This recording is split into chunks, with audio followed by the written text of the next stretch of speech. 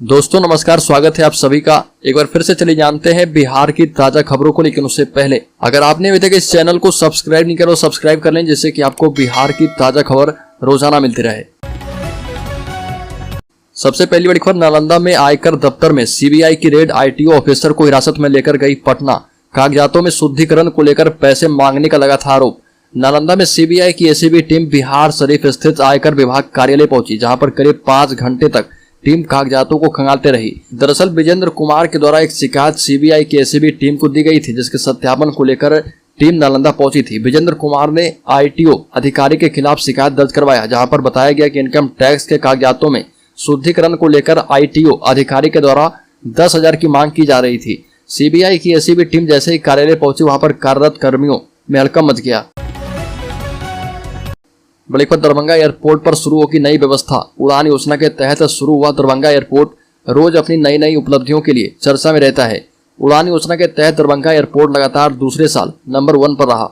इसके साथ ही यात्रियों की संख्या के साथ साथ यह राजस्व में भी आगे रहा है। वित्तीय वर्ष 2020-21 में 1,66,00,000 लाख, 2021-22 में 2,10 लाख, वहीं 2022 में 2 करोड़ राजस्व के आंकड़े को दरभंगा एयरपोर्ट ने टच कर दिया है। दरभंगा एयरपोर्ट बीमार यात्रियों की सुविधा के लिए एम्बो लिफ्ट की व्यवस्था करने जा रही है। एक और बड़ी खबर की बात करें तो भाजपा विधायक रश्मि वर्मा की आपत्तिजनक फोटो वायरल होने के बाद कहानी में एक नया ट्विस्ट आ गया। रश्मि वर्मा और संजय सारंगपुरी ने एक दूसरे के खिलाफ एफआईआर दर्ज करवाई है। विधायक ने संजय सारंगपुरी पर हथियार के बल पर किडनैप कर 2 करोड़ रुपए मांगने का आरोप लगाया। रश्मि वर्मा ने संजय सारंगपुरी पर आरोप लगाया कि 14 अगस्त को हथियार के दम पर पटना से मोतिहारी ले गया। रास्ते में उनसे 2 करोड़ की डिमांड की गई। साथ ही विधानसभा से इस्तीफा देने को भी कहा गया। ऐसा नहीं करने पर परिवार को जान से मारने की धमकी दी गई है। बता दें कि रश्मि वर्मा अभी पश्चिमी चंपारण के नरकटियागंज से विधायक हैं। बड़ी खबर, जातीय जनगणना पर सुप्रीम कोर्ट में सुनवाई, सभी याचिकाओं पर एक साथ होगी हियरिंग। पटना हाईकोर्ट के फैसले को दी गई है चुनौती। जातीय जनगणना पर सुप्रीम कोर्ट में सुनवाई हो रही है। इससे पहले 14 अगस्त को सुनवाई टल गई थी। हालांकि कोर्ट ने कहा कि अगली निर्धारित तिथि पर सभी याचिकाओं पर एक साथ सुनवाई की जाएगी। नालंदा के रहने वाले याचिकाकर्ता ने पटना हाईकोर्ट के फैसले को सुप्रीम कोर्ट में चुनौती दी है और इसमें जातीय गणना पर रोक लगाने की मांग की गई है। हालांकि सुप्रीम कोर्ट ने कहा था कि बिना दोनों पक्ष की बात सुने कोई आदेश नहीं दे सकते। इस मामले पर दाखिल की गई सभी दूसरी याचिकाएं पर भी सुप्रीम कोर्ट सुनेगा, इसलिए सभी याचिकाओं पर एक साथ सुनवाई की जा रही है। बड़ी खबर, सीबीएसई ने जारी किया महत्वपूर्ण निर्देश, 10वीं और 12वीं के उम्मीदवारों की सूची जमा करने की प्रक्रिया शुरू। एक सेक्शन में 40 छात्रों को मिलेगी अनुमति।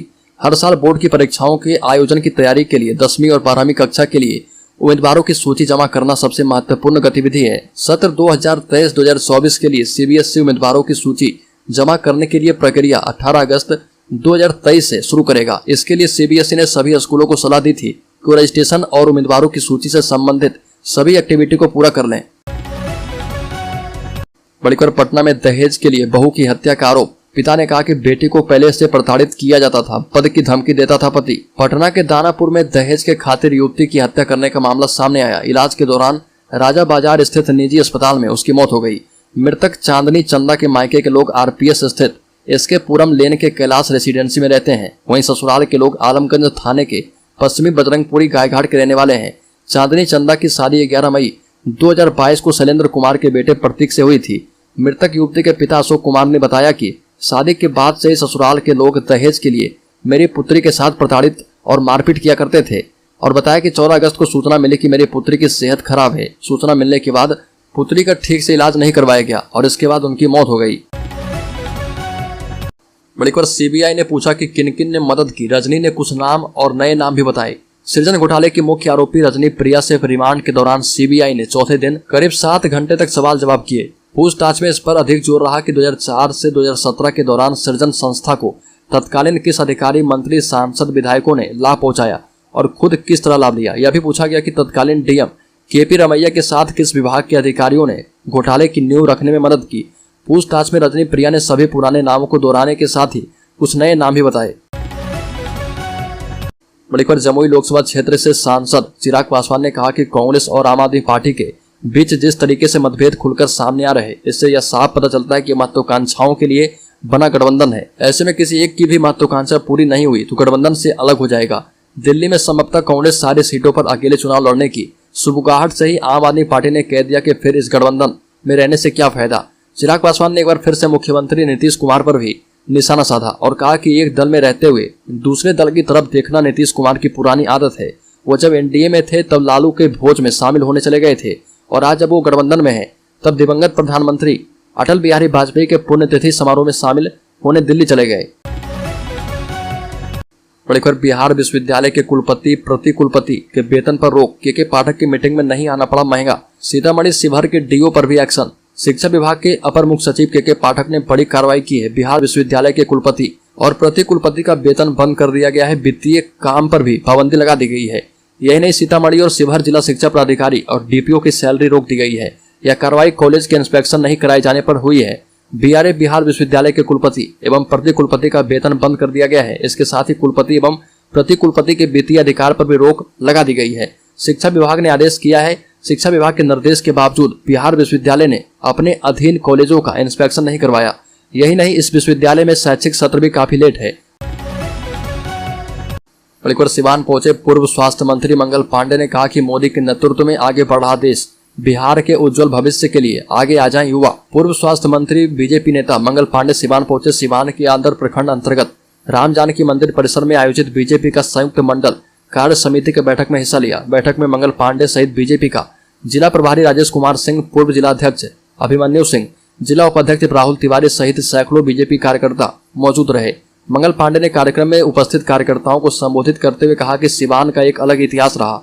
सिवान की मिट्टी को हम लोगों को दिल्ली के कर्तव्य पथ पर ले जाना है। दिल्ली के कर्तव्य पथ पर स्वतंत्रता सेनानियों का संग्रहालय बन रहा। बड़ी खबर, जमानत लेने कोर्ट पहुंचे कांग्रेस नेता, जज ने भिजवा दिया जेल। बगहा में बिल लेने के लिए आए कांग्रेस नेता को अपर मुख्य न्यायिक दंडाधिकारी ने जेल भिजवा दिया। नेता पर महिला के साथ मारपीट और प्राइवेट पार्ट पर दांत काटने का आरोप लगा था। इसको लेकर कांग्रेस वाल्मीकि नगर आईटी सेल के प्रभारी संदीप साहनी कोर्ट में सरेंडर करने अपने वकील के साथ पहुंचे थे। संदीप ने एंटीसिपेटरी बेल फाइल की और उसी वक्त पीड़िता भी अपने वकील के साथ कोर्ट पहुंच गई। पीड़िता ने एसीजेएम गोरखनाथ दुबे को वह निशान दिखाया जो दांत काटने के कारण बने थे। देखते ही देखते उन्होंने गुस्से में बेल रिजेक्ट करते हुए संदीप को जेल भेजने का आदेश दे दिया। मामला पटकौथी ओपी थाना क्षेत्र का है। बगहा में संदीप साहनी कांग्रेस के वाल्मीकि नगर आईटी सेल के प्रभारी हैं। बड़ी खबर, चुनावी रणनीतिकार प्रशांत किशोर ने सीएम नीतीश कुमार के दिल्ली दौरे को लेकर एक बार फिर से सवाल उठाए और कहा कि आपको क्या लगता है नीतीश कुमार अटल जी को श्रद्धांजलि देने गए थे? अगर श्रद्धांजलि देने गए थे तो पिछले साल क्यों नहीं गए? पिछले 8 बरस में नहीं गए? यहाँ तक कि जब भाजपा के साथ थे तब भी नहीं जाते थे। नीतीश कुमार का अपना राजनीति करने का तरीका है, एक दरवाजे को खोलते हैं और पीछे से खिड़की और रोशनदान दोनों को खोलकर रखते हैं, जिसकी कब आवश्यकता पड़ जाए इसके मुताबिक अपना रास्ता खोले हुए हैं। प्रशांत किशोर ने कहा कि इंडिया गठबंधन उनके लिए दरवाजा है और खिड़की राज्यसभा सदस्य हरिवंश नारायण है, जिनके माध्यम से उनका भाजपा के साथ संपर्क बना हुआ है। ये मैसेजिंग है, जैसे हम कमरे में रोशनी आने के लिए जगह छोड़ देते हैं। ये सब तो बीजेपी और एनडीए वालों को मैसेज दे रहे हैं कि आपके जो बड़े श्रद्धे थे उनकी हम इतनी श्रद्धा करते हैं। नीतीश कुमार से कोई पूछे कि पिछले साल क्यों नहीं गए थे। बड़ी खबर, बिहार के गया में दशरथ मांझी महोत्सव के मौके पर एक तरफ मंत्री श्रवण कुमार ने सरकार की उपलब्धियां गिनाई तो दूसरी तरफ एनडीए में शामिल हो चुके मांझी ने सीएम नीतीश पर जमकर निशाना साधा और कहा कि सीएम नीतीश सुखाड़ की समस्या को लेकर महत्वाकांक्षी योजनाएं पूरा नहीं करना चाहते हैं। अंडरग्राउंड वाटर सूख रहा। मांझी ने एक बार फिर से मुख्यमंत्री नीतीश कुमार पर जमकर कटाक्ष किया और कहा कि बिहार में नीतीश कुमार ने उल्टी गंगा बहाई है। सीएम नीतीश कुमार सुखाड़ की समस्या को लेकर महत्वाकांक्षी योजनाएं को पूरा नहीं करना चाहते हैं। अंडरग्राउंड वाटर सूख रहा। मांझी ने कहा कि पानी एक भयावह समस्या बनती जा रही है। हमने कहा था कि नदी से नदी जोड़ो, लेकिन ऐसा नहीं हुआ। मैंने कहा था कि सोन नदी से नहर निकालकर घोड़ा घाट में गिराकर फलगों में बीथों में बांध बना दिया जाए तो सालों भर पानी रहेगा, लेकिन ऐसा नहीं किया गया। मांझी ने कहा कि ऐसा नहीं करने से मगध क्षेत्र में अंडरग्राउंड वाटर लेवल नीचे चला गया है। बड़ी खबर, सीएम नीतीश कुमार के ऐलान के बाद शिक्षक संघ में नाराजगी, सियासी बयानबाजी भी जारी। बिहार के मुख्यमंत्री नीतीश कुमार ने शिक्षकों को लेकर गांधी मैदान से एक ऐलान किया था, जिसमें उन्होंने कहा था कि शिक्षा के क्षेत्र में सरकार ने बहुत काम किया है, गायब रहने वाले शिक्षकों पर कार्रवाई की जाएगी। सीएम नीतीश के इस बयान के बाद शिक्षक संघ में नाराजगी देखने को मिल रही है। शिक्षक संघ ने मुख्यमंत्री नीतीश कुमार से मिलने का समय भी मांगा है। वहीं इसको लेकर अब सियासी बयानबाजी का दौर शुरू है। जेडीयू एमएलसी नीरज कुमार ने कहा कि मुख्यमंत्री नीतीश कुमार शिक्षकों के प्रति संवेदनशील रहे और इस बात की पुष्टि होती है कि नियमों को रोककर देश के अंदर पंचायत नगर निकाय रूलबुक बनाई गई, उम्र सीमा को रोककर शिक्षकों की भर्ती की। हमको इस बात का गौरव है। माननीय नीतीश कुमार ने नियोजित शिक्षकों की जब बहाली की तो देश के स्तर पर 60 वर्ष तक उनका सेवा काल हुआ। सहरसा में मेडिकल कॉलेज खोलने के ऐलान के बाद जश्न का माहौल। आनंद मोहन ने सीएम का जताया आभार। बिहार के मुख्यमंत्री नीतीश कुमार ने सहरसा में मेडिकल कॉलेज खोलने का ऐलान कर दिया है, जिसके बाद सहरसा वासियों में जश्न का माहौल है। इसी कड़ी में पूर्व सांसद आनंद मोहन के नेतृत्व में स्थानीय लोगों ने ढोल नगाड़ों के साथ जश्न मनाया। शहर के मुख्य चौराहा शंकर चौक पर पूर्व सांसद आनंद मोहन के साथ जुटे लोगों ने एक दूसरे को अबीर गुलाल लगाकर मिठाइयां बांटी। बता दें कि सहरसा को 2 दशक के बाद मेडिकल कॉलेज के रूप में एक बड़ी उपलब्धि मिली है। इसके लिए बिहार सरकार को बधाई भी दिया गया है। स्वतंत्रता दिवस के समारोह के दौरान सीएम नीतीश कुमार ने गांधी मैदान से कोसी प्रमंडलीय मुख्यालय सहरसा में सरकारी मेडिकल कॉलेज खोलने की घोषणा की थी। इस दौरान उन्होंने कहा कि कोसी प्रमंडलीय मुख्यालय सहरसा में सरकारी मेडिकल कॉलेज नहीं था।